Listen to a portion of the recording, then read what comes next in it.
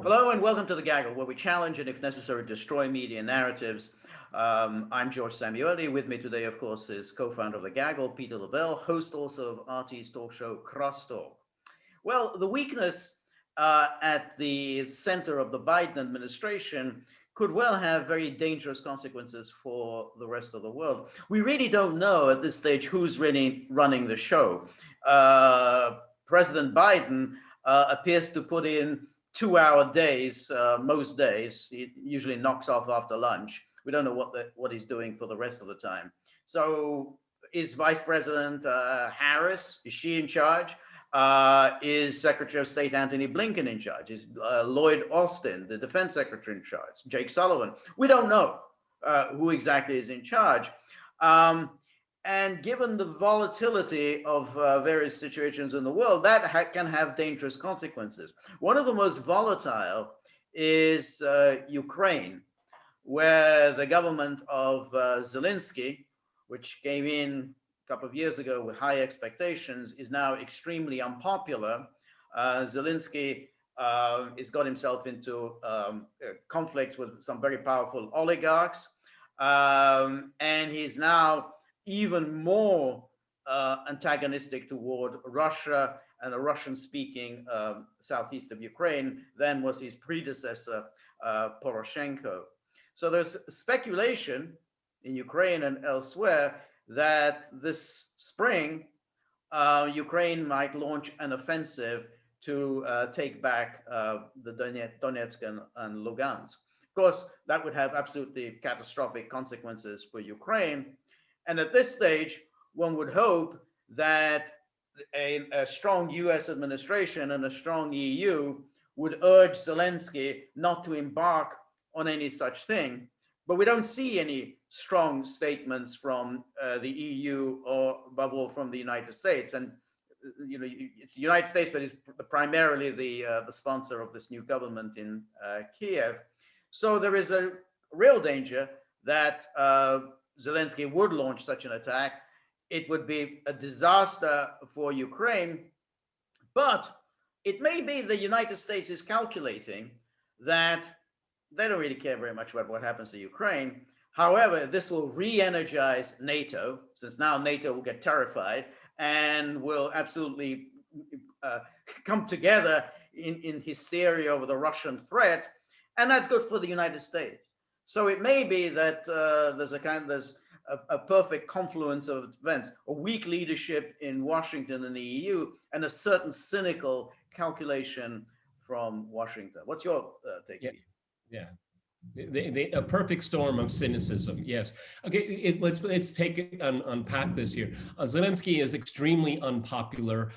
It was almost inevitable because you can preach all you want about either unity of Ukraine, which he tried to do, and that's what got him elected. I mean, his namesake party took the majority of parliament. I mean, this is extraordinary stuff. Right, so right. He had a really good beginning. He had Western backing. Importantly, people in the eastern part, not in what we'll call Donbass, not there, but people close to the Donbass, Russian-speaking primarily, they voted for him. Right. Okay, so he had in this day and age, you can genuinely say he had a mandate. Right. Okay, in the parliament and in the presidential election. Right. However, all the rhetoric in the world, George, can't fix an economy, okay? All the rhetoric in the world is not going to loosen the grip the Ukrainian oligarchs have on that economy and capture of government, okay? So the words are nice. Now, let's look at the positions in the EU slash NATO. They don't want to get pulled into a conflict with Ukraine. However, they don't mind getting into the realm of virtue signaling. See how virtuous we are against these boorish Russians, okay? It keeps the NATO alliance cohesive, and it keeps the members together on a rhetorical level. They're not going to do anything to help Ukraine, okay, militarily. Now, the United States is sending lethal military weaponry to Ukraine. It's not good to change the calculus on the ground. Okay, it's just simply not. Again, this is from virtue signaling from the Biden administration.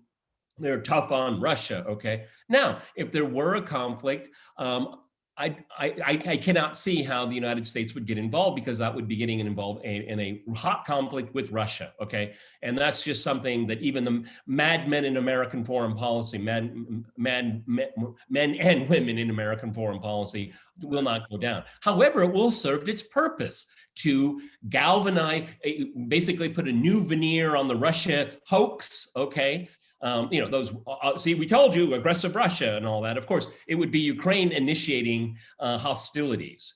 The biggest losers would be the people of the Donbass. The biggest losers would be the people of Ukraine. Now, how Zelensky might pull out of it, it depends on optics. I mean, we did our best. We unified the country. It's difficult to say. Okay, it's difficult to say how he would come out of this here. What could also happen geopolitically is that the United States is going to be on the spot. Now, let's think of 2008, August 2008, with South Ossetia and Georgia. With all the big talk coming out of the Bush administration encouraging Saakashvili to get tough, and reunify his country, because if they didn't have Abkhazia and South Ossetia, they cannot become a meaningful candidate member for NATO. They cannot have the territory. Well, that was it. That's why what happened in South Ossetia was a direct consequence of the promises that were made at the Bucharest summit, NATO summit, earlier that year. They promised NATO membership to Georgia and Ukraine. But of course, according to NATO's own rules, you cannot join NATO if there is an ongoing conflict within your own country. So that's why Saakashvili thought that he would just bring this to an end. There was the Beijing Olympics were going on at the same time. He thought, he could just pull it off. It was a ludicrous idea. But for the Bush administration, of course, it didn't do anything. It wasn't a bad outcome, because it served to demonize Russia. And that's why this is a very dangerous game for Ukraine to play. Ukraine should be trying to be more intelligent. That, of course, neither the United States nor the European Union nor NATO is going to do anything, to help Ukraine. They didn't do anything in East Berlin in 1953, in Hungary 56, Czechoslovakia 68, Poland 80. The list goes on. A lot of talk about rollback of communism. We're going to containment. But when push came to shove, they were not going to get into a war with the Soviet Union any more than they're going to get into a war with Russia. So, but they're very good on rhetoric, because it's great for NATO. It's great business for NATO. Stoltenberg will be holding NATO summits every 2 weeks after this, and promising to do, God knows what. But for the people of Ukraine, they're going to lose more territory. That'll be it. That'll be gone. Donetsk will just be gone. Yeah, and because. See, this is where perceptions are very, very important. There will be other parts of Eastern Ukraine that are primarily Russian-speaking people. They're going to say, enough of this, okay? The government in Kiev is not making any kind of commitment to create stabilization. After all, Russia is our neighbor, okay? And ever since 2014, this has been in flux, because we had the Minsk agreements 1 and 2, and it's the Ukrainians that will not commit to it. They will not enact it, okay? A key element of that, and this is so important in Ukraine's case, is it basically gives a form of autonomy within Ukraine of the Donbass, okay? Right. But that has a demonstration effect on the rest of the country. So, well, if they get some kind of decentralization, what about us? Okay, see, that's the nightmare for any leader in Kiev, because if you give it to one part of the country, others will want the same, because Ukraine is basically an artificial construct. I mean, the great godfather of Ukraine is Stalin, after all. He's the one that determined today's Ukraine, and we can throw in Khrushchev on the side there with Crimea. But see, it's all about who will have credibility. It's a credibility issue here, Yes. because what the Russians will just do is say, well, look, we don't want to go through this again. Okay, we don't want to keep going back to this festering issue. They may push further in. They may do that for just pure security reasons. Oh, I think they will. I think they will, because I think the Russian attitude is they have nothing to lose. You start a war, you lose a war, you pay the price. You don't just walk away without paying a price. I mean, that was what happened in the case of Georgia. I remember, I mean, up until then, Russia recognized Abkhazia and South Ossetia as integral parts of Georgia. The consequence of the war was that Russia recognized their independence. That's it. It's gone. So I think that would, you know, if Ukraine tried an offensive, Russia got involved, then that would be, they would just incorporate it within Russia proper and said, that's it. That's the price you paid for starting this. And on top of it, if we go look at what happened in 2014, the Russians were courting the Germans and the French, hoping that they could, that as a troika, they could somehow negotiate a de-escalation of the situation. Right. And that's not going to happen today. I mean, so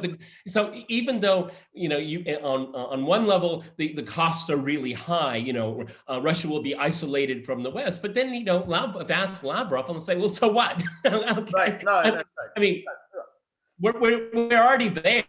Right. No, I think that's right. I think that I mean, it kind of really depends on how you know, how tight they would want to impose those sanctions. I mean, if they impose really like kicking Russia out of the SWIFT trading system, that would have serious consequences, I think. But Russia already has an alternative to that. So it would sting. Yes, it would sting, but it wouldn't be as damaging as the talking heads and the, I foreign policy cesspool say. I mean, when we talk about the Russian-China alliance, is that, I mean, you know, Russia and China are very close. They're very close friends and close allies. I don't think Russia or China really wants to get into a military alliance, because the consequence of a military alliance would be it would frighten everybody else. And Russia wants to have good relations with Japan. It wants to have good relations with South Korea, with India. If you form a military alliance with China, you lose that, because then they really do move into the American orbit. You know, they'd be very anxious about anything like that. So so they don't want you know, you don't want to push Russia into that situation, because that's bad for the world and it's bad for Russia. No, that's why I insist on using the term entente, right, not alliance. Yeah, exactly. Because even under Chinese law, I think particularly on China, it's against their own domestic law to go into military alliances with other countries. Okay, because China is extremely viscerally sensitive to its sovereignty because of Western imperialism in the 19th century. So they just say, no, we're not going to get involved in that. And you're right, Russia won't get into a military alliance with China because it will limit its options. No, that's not going to do that. They simply will not do that. Right, right. No, I mean, I think that's right. I mean, you know, Russia's played a very shrewd game in Asia. It's managed to have good relations with everybody. It has good relations with Japan, South Korea, India, Pakistan as well. So it's, you know, managed to maintain that. Anything like anything smacking of a military alliance with China would put an end to that. So that's something that Russia doesn't want to get pushed into. But again, it does depend on what, you know, how the Western powers react. Now, I mean, you know, the problem we have is that the EU, from whom you would expect some modicum of sense, would be on the phone all the time with Zelensky and tell him that, you know, damn well, get with the Minsk Accords, you know, comply with the Minsk Accords and try and resolve this problem with Russia. Russia has no territorial claims at the moment on Ukraine. They recognize Donetsk and Lugansk as integral parts of Ukraine at the moment, but therefore work within that. You know, all you have to do is recognize the autonomy, recognize the special status of these provinces in Ukraine, and Russia will be happy. If you try anything risky, you know, you're going to lose this territory. So they should be telling them this. But Macron and Merkel seem as ineffectual as in their own way the Americans. Well, I mean, the EU, it has Ukraine fatigue. Okay, I don't have the number on the top of my head, but they poured a lot of money into Ukraine and they've gotten very little results. Okay, very little. You see, the problem with Ukraine, and I've been endlessly attacked for saying this before, but I'm going to say it again. The problem with Ukraine is they never had a Putin that took down the oligarchs. Right. Okay. And that's what, that's the single biggest difference, because you have government that has been captured.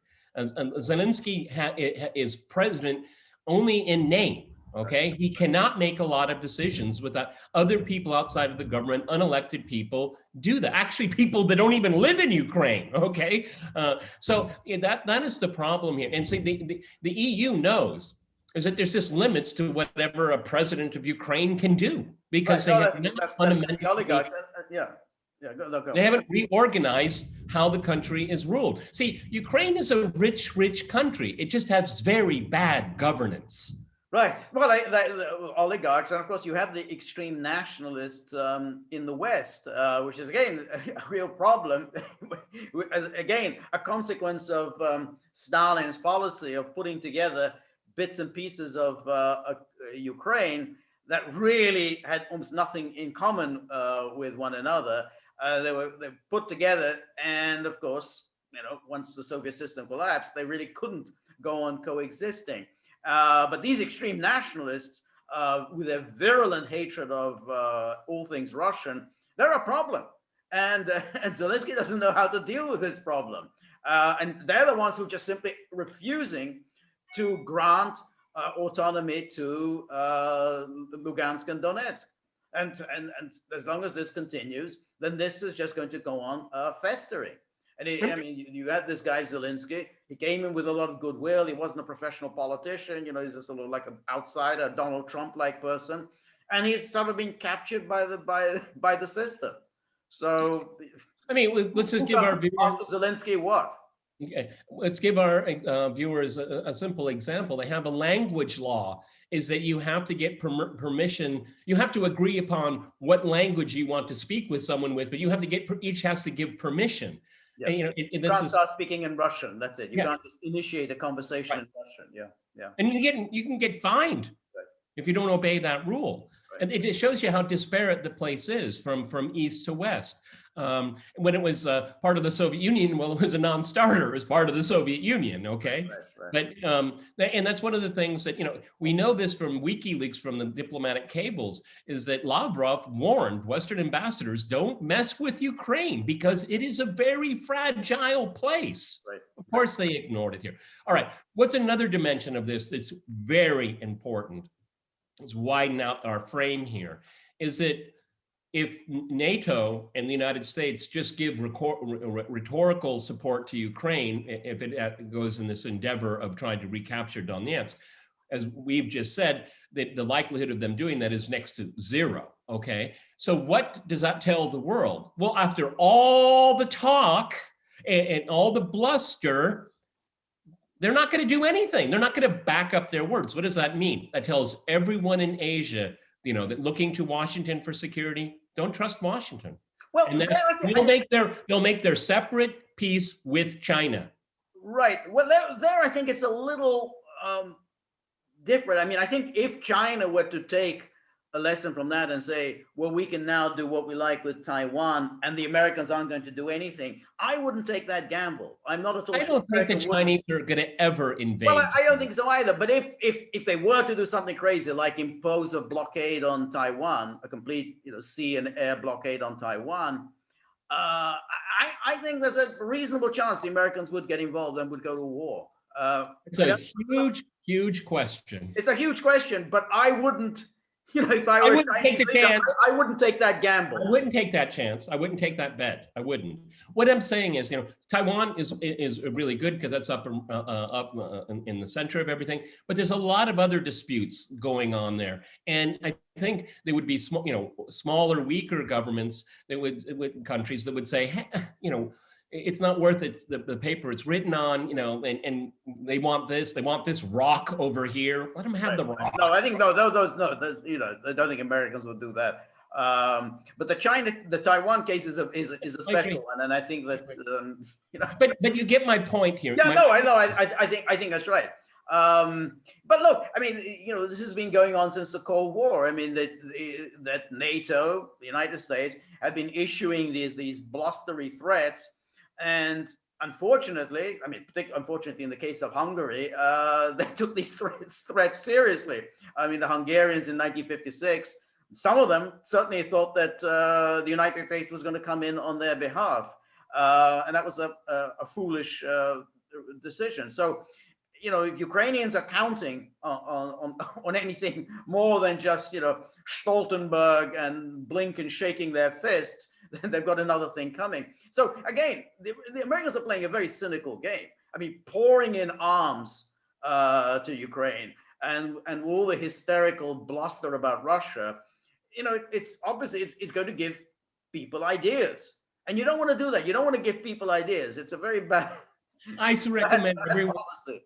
I recommend everyone to go see the film Lord of War, and the central thesis is that Ukraine loves to sell weapons illicitly around the world. Okay, so I mean, some of the weapons that are being sent to Ukraine for the Kiev government to use, mark my words, it'll end up in the Donbass because they'll sell it. They'll sell it. Yeah. Okay. Like most things in Ukraine, it comes in one door and goes out the other. Yeah. That's the Bidens. Yeah. That's exactly right. Yeah. No, there's no evidence that the Ukrainian military has any kind of military prowess. That they've learned anything since 2014. So I think any kind of military venture would lead to an absolute disaster. Certainly, they don't have any capability of taking on the Russians. But again, as I said, at this stage, one really needs strong leadership in Washington, leadership in Brussels and Berlin and Paris. We're not getting it, and that's when bad things can happen. This is, the melees that Jimmy Carter talked about. Remember, right. I mean, because there is, we had that Anchorage a train wreck. Right. What is Blinken doing? Oh my right. God! I mean, and then the Burrell thing, that disaster as well. There's no cohesion here whatsoever. I mean, and we see it in the last few days. I mean, the Chinese and the Russians at a single event, using essentially the same words, are sick and tired of the. See, what the biggest problem is? It's really simple. Is that the United States, people like Tony Blinken think that the unipolar moment continues. Right. And the Chinese and the Russians and many others in the world are saying, but that's over. Wake up, you guys. It's over now. That's why everything is zigging and zagging. Right. No, that's exactly right. I mean, Blinken, I suppose, came of age in the Clinton administration. That was the height of the unipolar moment when the United States could pretty much do anything. And it did. No consequences. And so when they bombed Yugoslavia and Russia was just too weak and helpless to do anything, and an enormous change in power. Remember, in 1914 they went to war against mighty Germany over Serbia. Now they were just unable to do anything. So, but at that moment couldn't go on. As Bismarck famously said, Russia is never as weak or as strong as it appears to be. So Russia was not as weak as the Americans thought it was, and within a few years, Russia was back. But Blinken still somehow thinks that we're still in 1999, and again, a very dangerous situation, because it is dangerously delusional. Well, and the fact of the matter is that we've gone back to a great power geopolitical system, as it usually is in history. Okay, this is why these people inside the Beltway, they don't understand that from 1945 to 1991, it was an anomalous. Right. It was a unique historical experience. With the end of the Soviet Union and the return of Russia's return as a formidable sovereign state, and then the unbelievable, unprecedented rise of China, is that things have mixed up a lot, and we've had awful, awful American leadership. I mean, one catastrophe after another, all through the Middle East. Right. And of course, other great powers are going to take advantage of this, and this is what we've gotten here. The best thing to do is, and well, I'll tell you what the Chinese and the Russians are saying. They're calling, as we're doing this, George, they're calling for a meeting of the Security Council at the United Nations. There needs to be a forum where you start, instead of just saying, we're going to talk about your internal problems, Right. everybody sit down and say, what's the most important things we need to resolve for everyone's stability? Right. But I don't see the Blinkens of the world and the Sullivans of the world able to do that. They're incapable of doing it. They're agreement incapable because, as you said, they live in 1999. Right. No, that's right. And anything at all that comes as an initiative of Russia or as an initiative of China, automatically we can't have anything to do with it, because that's just a PR boost for Russia. Just like we can't buy Russian vaccines because it's a PR boost for Putin. I mean, it's a kind of amazingly childish way of looking at it. Yeah, well, you can say all you want about vaccine diplomacy, fine. Hillary Clinton actually chimed in the last news cycle. But, that's neither here nor there, George. 40 countries in the world have signed up for the Sputnik 5 vaccine. Right. Because it has nothing to do with diplomacy or getting one up on someone else. The world needs it, okay? Right. The world needs it. How many countries in the world can develop a vaccine? Very few have the capacity to do that. Okay, so you can just chuck that out the window. I don't care. I think all of us would like to start traveling again and start doing things again. That means you have to get it to everyone. Okay. Jeez, I mean, the small-minded, narrow-mindedness of these people. Well, this is it. I mean, Russia had this initiative of that the 5 permanent members of the Security Council should sit down and agree as to what are the main challenges facing the world today and how they should work together to address those challenges. And nothing has happened since then. I mean, in principle, it's like, yeah, good idea. Yeah, let's do lunch sometime. But nothing has happened. So, and again, what the consequence is, this endless bickering every day. More sanctions. You pick up a paper, more sanctions against China, more sanctions. So today there was sanctions. A couple of Russians are sanctioned because of persecuting homosexuals in Chechnya. I mean, that you're just bringing sanctions against that. So it's an ongoing thing without trying to address what are the main issues. How should we set about addressing those issues? Well, this whole sanction regime strategy, it's just really quite ridiculous, isn't it? Because when do you get the result you want because of sanctions? Think hard, George. Right. Think hard. Think long. Nothing. I mean, what can you possibly? It's a totally irrational policy. What do you hope to achieve by this?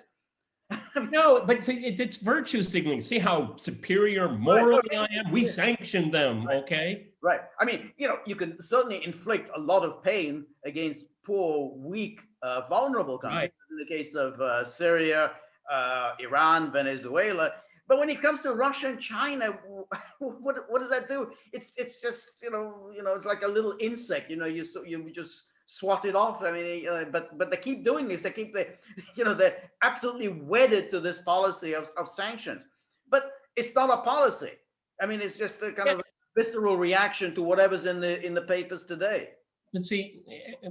Ever since the 2008 financial crisis, I can't speak specifically to China, but I can on Russia. Russia's been methodically disentangling itself from the financial system in the West because it's toxic, okay? I mean, everyone knows it's only a question when the next crash is going to be, not if, it's going to be when, okay? And so, I'm connecting this to sanctions is that, okay, every year that passes, the more Russia has prepared itself for these types of things, so there is no shock. Look, for example, we were talking at length about Ukraine. There were a lot of industrial factories in eastern Ukraine that Russia used, imported, and of course, because of the conflict in the Donbass and because of the hostility from Kiev, is that Russia has built new factories. Right. Thank you. Good.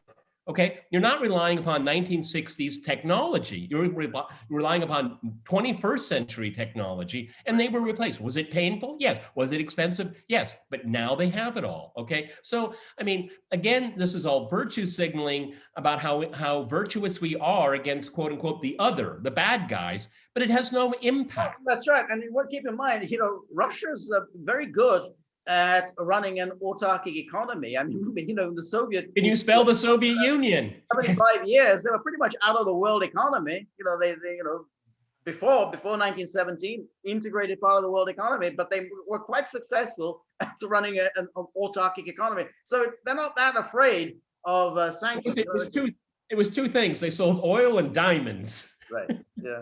And they needed grain, which of course I never missed the opportunity to talk about. One of the great miracles of the Russian economy is agriculture. Stalin destroyed it, it never recovered, and now it finally has. Okay, Russia is the grain exporter of the world. That is the breadbasket of the world. Okay, it's an amazing story that no one talks about. No, that's very true. That's an excellent point. Yeah. All right, Peter, we will maintain our laser-like focus on Ukraine and US foreign policy lack of. Remember, we are now on Rumble. Look us up on Rumble. And if you like the gaggle, please like, share, and subscribe. See you soon. Bye.